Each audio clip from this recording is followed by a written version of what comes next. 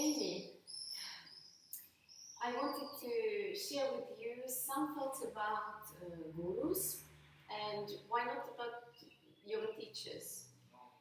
Um, we know and many people know that nowadays many gurus have been abusing their students, and maybe this has been going on for, I don't know, centuries. But anyway, that this can happen, it has surprised me very much, because I'm thinking I couldn't be the victim. I don't know, well, I say it because I'm not. But we were also talking about the responsibility, and I think this has something to do with that.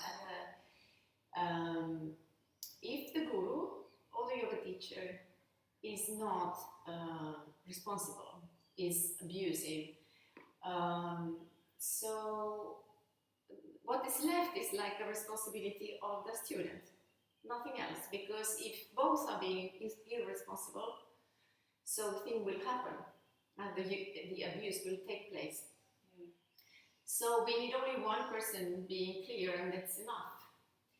And I wanted to ask you, like, maybe about the gurus, but also as a teacher, like, how is it possible that people get abused because they are normal people and they are not children, you know, that they have a certain maturity, or what could help that it would not happen anymore?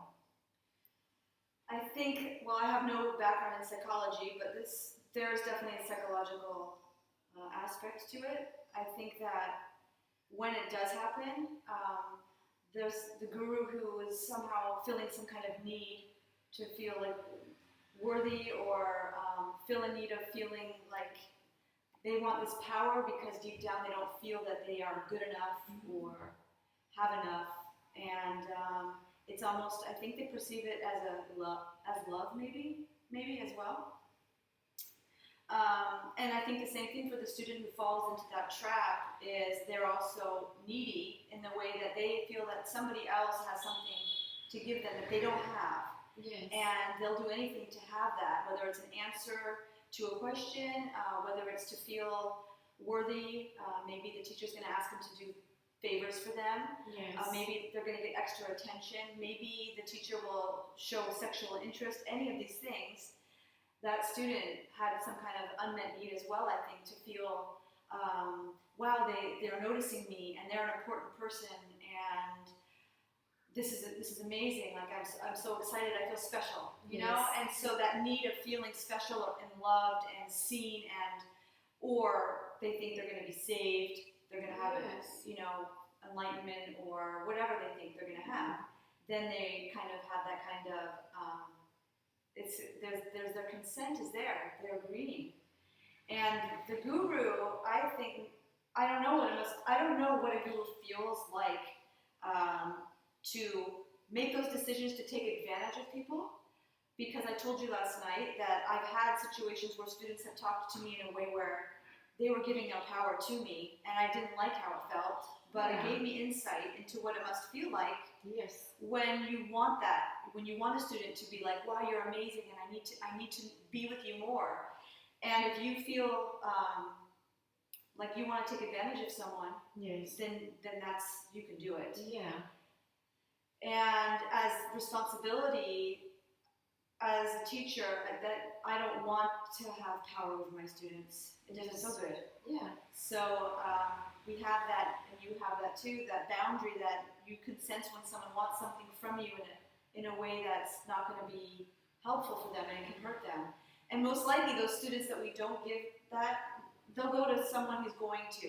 Yes. They'll find that type of guru that will do that. And so, and I don't know, maybe neither one is aware, or maybe both of them are aware. I mean, I don't really know the psychology behind it. I wonder if the gurus are aware to some level and unaware at another level. Yes, must be. And don't realize that it's creating something unhealthy and hurtful and all these things. Yes. Maybe they think, wow, I'm giving this person what they want, and I feel good now. And I don't know what goes on in their Yes. minds. I just know that it's in every profession. Yeah, So we see it in sure. the yoga world, but we must see it doctors and nurses or assistants and their boss or any type of situation where you're putting someone higher than you. Yes, as a human, because you can have a higher status, but not, that you don't need to feel inferior to somebody. But this is something I also, I think, I mean, we both share that we tell our students, like, don't do that to me and don't expect that from me. This is your work and this is for you. And we are here to be present for you and to encourage you in some moments, but I'm not here to